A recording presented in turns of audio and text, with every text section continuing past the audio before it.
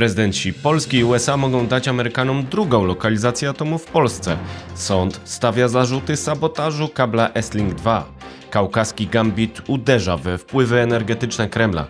Jest 13 sierpnia 2025 roku. Nazywam się Wojciech Jakubik, a to jest codzienny przegląd informacji sektora energetycznego i paliwowego Energy Drink. Zapraszam.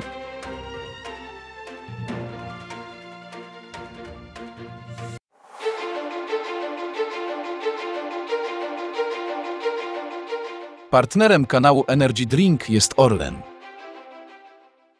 Zaczynamy jak zawsze od informacji dnia. Gambit energetyczny uderza w Kreml na Kaukazie. Układ USA, Armenia, Azerbejdżan może pozbawić Rosję wpływów energetycznych na Kaukazie Południowym. Rosjanie mogą reagować nerwowo. Są podejrzenia sabotażu, który mógł uderzyć także w Polaków. Czy porozumienie pokojowe Armenia-Azerbejdżan ograniczy wpływy Rosji na Kaukazie Południowym? 8 sierpnia doszło do spotkania prezydentów USA, Armenii i Azerbejdżanu, podczas którego zostało podpisane porozumienie pokojowe kończące konflikt o Górski Karabach. Porozumienie daje Amerykanom prawo do rozwoju korytarza transportowego Zan-Zegar, który może być narzędziem rozwoju współpracy gospodarczej, a przy tym może ułatwić transport energii oraz surowców energetycznych. Szlak pozwalający na dostęp Azerbejdżanu do eksklawy w Nachiczewanie został nazwany Trump Route for International Peace and Prosperity, w skrócie TRIP. Amerykanie podpisali także umowy bilateralne o współpracy, m.in. energetycznej, których treść nie została ujawniona. Czy korytarz Zan-Zegar to szansa na uniezależnienie od surowców Rosji? Nowe porozumienie otwiera drogę do rozmów o dostawach nierosyjskiej energii oraz gazu do Armenii, która w przeszłości była celem wrogiej polityki zagranicznej Kremla z użyciem tych dóbr znanej z Europy. Rosjanie są właścicielami sieci elektroenergetycznej Armenii poprzez spółkę Interraoes. W 2014 roku wybuchły protesty społeczne przeciwko wysokim cenom energii. Dochodziło także w ostatnim czasie do zagadkowych blackoutów. Media armeńskie spekulują o możliwości nacjonalizacji operatora rosyjskiego przez nacjonalizację i pozbawienie udziałów oligarchy Samvela Karapetjana. Współpraca z Azerbejdżanem ułatwiłaby usuwanie wpływów rosyjskich. To szansa na dalszy rozwój południowego korytarza gazowego, który zaopatruje już w gaz Europę. Komisja Europejska, niechętna projektom gazociągów, zasygnalizowała w ostatnich dniach otwartość na rozmowy o włączeniu Turkmenistanu do dostaw przez Azerbejdżan. Co ciekawe, 12 sierpnia Azerbejdżan odmówił udziału w szczycie państw Wspólnoty Niepodległych Państw skupiającej byłe Sowiety. Nie podał przyczyny. W przeszłości podobne działania podejmowała Armenia, rozczarowana brakiem wsparcia Rosji w sprawie Górskiego Karabachu. Jak Rosja reaguje na układ USA-Azerbejdżan-Armenia? Rosjanie nie przyglądają się biernie temu, jak USA tworzą nowy porządek na ich kaukaskim zapleczu. W ostatnim czasie doszło do serii ataków na infrastrukturę energetyczną na Ukrainie, która ma związek z Azerbejdżanem. Podcast Energy Drink informował, że portal Kaliber AZ, kojarzony z prezydentem Ilhamem Alijewem, ostrzega, że jeśli Rosjanie będą atakowali infrastrukturę azerską na Ukrainie, Baku może znieść zakaz dostaw broni do Kijowa. 10 sierpnia doszło do ataku na bazę paliw azerskiego SOKAR na Ukrainie w obwodzie odeskim. 4 pracowników tej firmy zostało poważnie rannych. W czerwcu doszło do ataku na tłocznię Orłowka, którą gaz z Azerbejdżanu dociera przez gazociąg transbałkański na Ukrainę.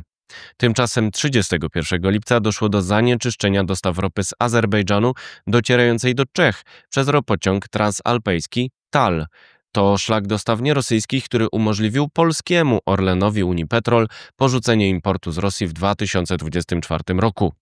Zanieczyszczenie nie jest poważne i ma być usuwane poprzez stopniowe dodawanie 60 000 m3 zanieczyszczonego surowca do pozostałych dostaw we współpracy Orlen Unipetrol z operatorem czeskim Mero.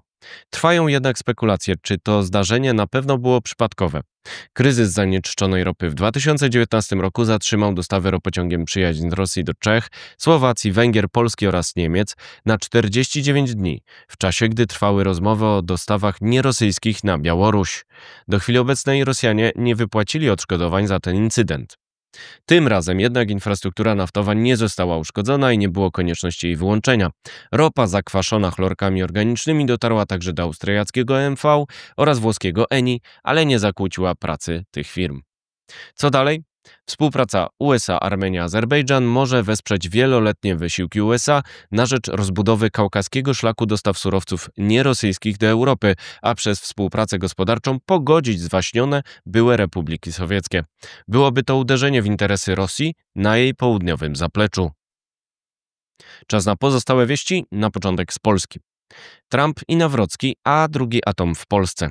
Technologie reaktorów oraz paliwo jądrowe mają odpowiadać za lwią część układu handlowego USA-Unia, który ma sięgnąć wartości $750 miliardów w następnych 3 latach. Może mieć wpływ na wybór drugiego partnera atomu w Polsce, podobnie jak prezydentura Karola Nawrockiego, a więcej u mnie na blogu. Problemy Duńczyków nie zaszkodzą Polakom. Jesteśmy w stałym kontakcie z naszymi partnerami z Ørsted i zgodnie z uzyskiwanymi informacjami globalne działania podejmowane przez Ørsted nie mają żadnego wpływu na prowadzony przez nas wspólnie projekt morskiej farmy wiatrowej Baltica 2, którego oddanie do użytku planowane jest na 2027 rok, przekonuje Polska Grupa Energetyczna w komentarzu dla Energy Drink. Ørsted stracił 30% wartości akcji po komunikacie o interwencyjnym skupie udziałów. Planowy blackout. 12 sierpnia rozpoczęły się planowe wyłączenia energii elektrycznej w województwie śląskim, które mogą potrwać nawet do 8 godzin w wybranych lokalizacjach. Potrwają od 12 do 15 sierpnia przez konieczne prace konserwacyjne oraz modernizacyjne w sieciach dystrybucyjnych Taurona. Jak chronić pomorskie serce energetyki? Integracja w jednym miejscu na Pomorzu energetyki jądrowej i odnawialnej, a także okien na świat z surowcami spoza Rosji to wyzwanie dla specjalistów oraz służb odpowiedzialnych za bezpieczeństwo państwa. Opowiada o tym wieloletni praktyk Andrzej Tyszecki z EcoConsult, a więcej w materiale wideo na moim kanale. Teraz wieści z Europy. Południca dławi atom we Francji. Po problemach elektrowni Gravelines wywołanych inwazją meduz w systemie chłodzenia zmuszającą do zawieszenia pracy reaktorów, elektrownia Buga musi obniżyć moc reaktorów o 500 MW przez niedobór wody do chłodzenia. Powód to fala upałów. Warto przypomnieć, że meduzy zaatakowały przez ocieplenie Morza Północnego. Sąd za sabotaż kabla. Kapitan i część załogi rosyjskiego tankowca naftowego Eagle S otrzymali zarzuty sabotażu kabla elektroenergetycznego Estlink 2 w 2024 roku. Były także informacje o sprzęcie szpiegowskim znalezionym na tym statku. Eagle S zerwał kotwicą kabel Estlink 2 wzorem statku chińskiego New Polar Bear, który uszkodził w ten sposób gazociąg Baltic Connector w 2023 roku. Gazowy wyścig z czasem. Poziom napełnienia magazynów w Unii Europejskiej wynosi około 72%, Ukraina notuje zapełnienie 18% pojemności. Rok wcześniej było to odpowiednio 87% i 21%. Zapasy są gromadzone przed sezonem grzewczym, kiedy rośnie zużycie gazu. Ukraina chce zgromadzić około 40% pojemności, ale utrudniają jej to ataki Rosji na infrastrukturę. Jeszcze wieści ze świata. Imperium węglowodorów ma problemy z paliwem. Rosja notuje kolejny rekord cen hurtowych benzyny. Cena AI 95 przebiła 80 000 rubli za tonę. Nie pomógł zakaz jej eksportu obowiązujący do 28 sierpnia.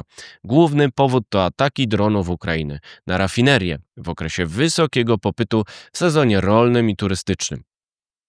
Słoneczna wojna cenowa w Chinach. Już ponad 40 firm fotowoltaicznych w państwie środka zeszło z giełdy lub zbankrutowało przez wojnę cenową.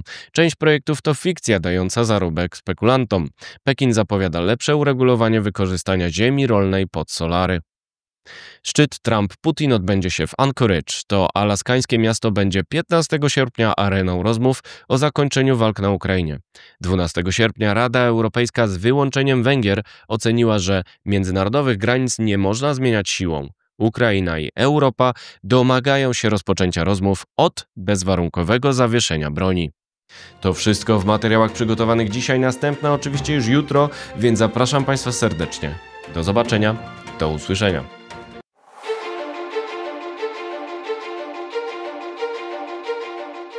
Partnerem kanału Energy Drink jest Orlen.